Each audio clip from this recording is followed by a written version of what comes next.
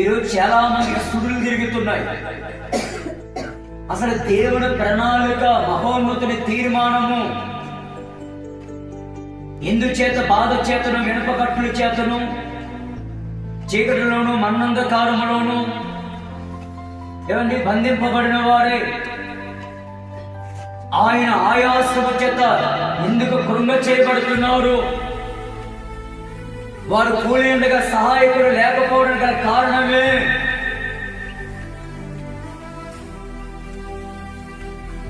వేరే తర్జుమా బైబిల్ ఉంది, వారు దేవుని ఆజ్ఞలకు లోబడక తిరుగుబాటు చేసిన వారే దేవుని ప్రణాళికను తుణీకరించిరి. దేవుడు లోకరక్షకుడైనటువంటి యేసయ్య ముఖ దర్శనాన్ని చేయడానికి, అరుణోదయపు ముఖ దర్శనానికి దేవుడు సమాధాన మార్గములు వెలుగురించి నడిపిస్తా ఉన్న జ్ఞానాలని అంతవరకు బాగానే నడిచారు. నడిచిన తర్వాత సరాలకు సుడి తిరిగింది వారికి. ఏమండి జ్ఞానం ఎక్కువైపోయింది. తత్వ జ్ఞానం చేత సుడి తిరిగినప్పటికీ ఏమండి వారు వెళ్ళవలసిన సమాధాన మార్గం తప్పి వేరే మార్గం ఉండగలుగుతారు. పోయి ఏమండి ఏ రోజు దగ్గర గిన్నపడ్డారు. యూదుల రాజుగా పుట్టినవాడు ఎక్కడ, మేము ఆయన పూజించడానికి వచ్చామని మొత్తం ఇల్లులన్నీ ముట్టిస్తాడు. ఈ జ్ఞానాన్ని ప్రతి కావున్న వాళ్ళందరూ ముట్టించుకొచ్చాడు. వీరు చేసిన పొరపాటు, వీరు చేసిన అవివేకము, వీరి అవివేకమైన బోధ, వీరి అవివేకమైన ప్రకటనలు, వీరి అవివేకమైన తత్వ జ్ఞానపు నడిపింపు అనేక కుటుంబాలను నాశనానికి నడిపించింది.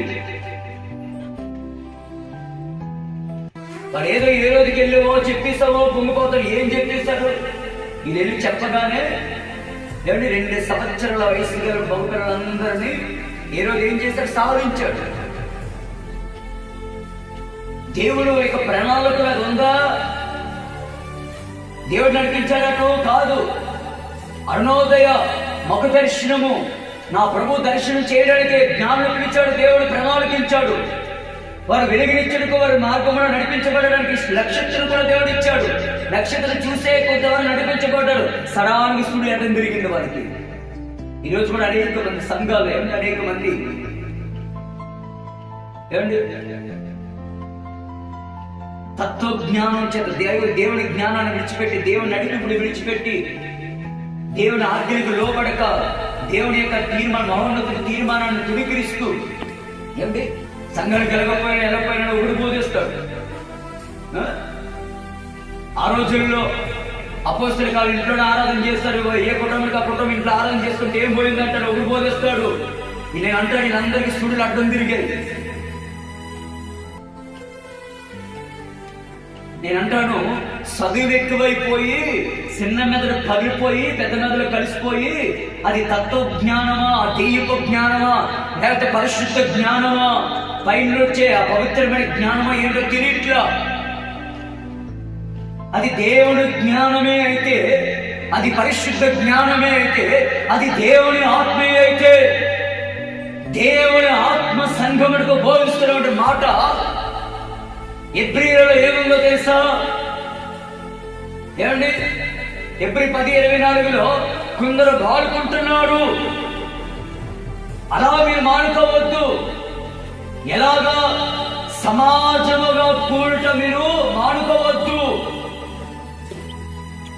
ఎందుకు సమాజము కూడుకోవాలి? ఆ దినము సమీపించబడిన కోడిది, దేవుడు ఆరాధించే నియమింపబడిన దినం సమీపించబడిన కోడిది పరిశుద్ధుల సంఘము కలిసి ఏమండి యాకముగా ప్రభు సన్నిధిని సమకూడాలి. ఇది దైవ ప్రణాళిక. దేవుడు ఎందుకు సేవకులు నియమిస్తాడు? ఎందుకు కాపరుల్ని, ప్రవక్తలని, సువార్తకులు ఎందుకు నియమిస్తాడు?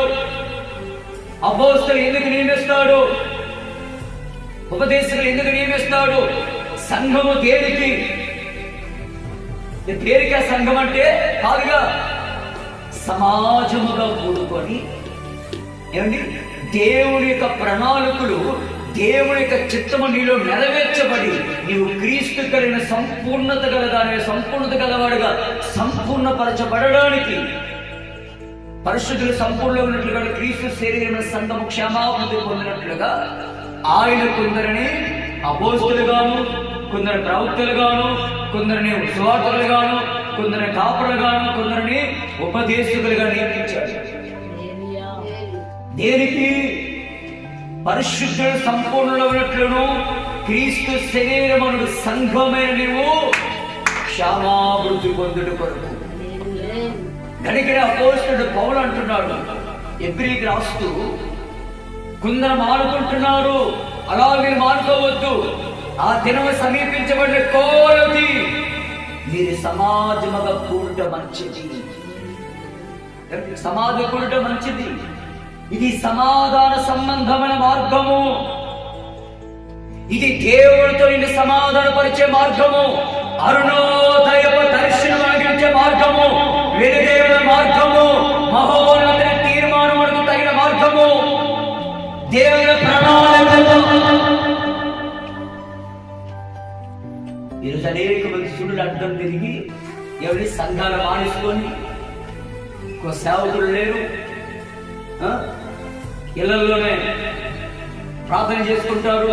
ఇళ్లలో చేయకూడదని కాదు, కానీ సంఘం ఉండాలి, సంఘానికి రావాలి. నీకు ఎందుకు దేవుడు ఒక సంఘాన్ని చేరుస్తాడు, ఎందుకు కాపలు పెట్టాడు? నీకు నువ్వు భక్తి సంపూర్ణ చేసుకోలేవు. అది దైవ నియమం కాదు, అది దేవుడి ప్రణాళిక కాదు, బైబిల్ అలా చెప్పట్లేదు. దైవ ప్రణాళికని ధిక్కరించి తునికిరిస్తే అది నీకు ప్రమాదమే.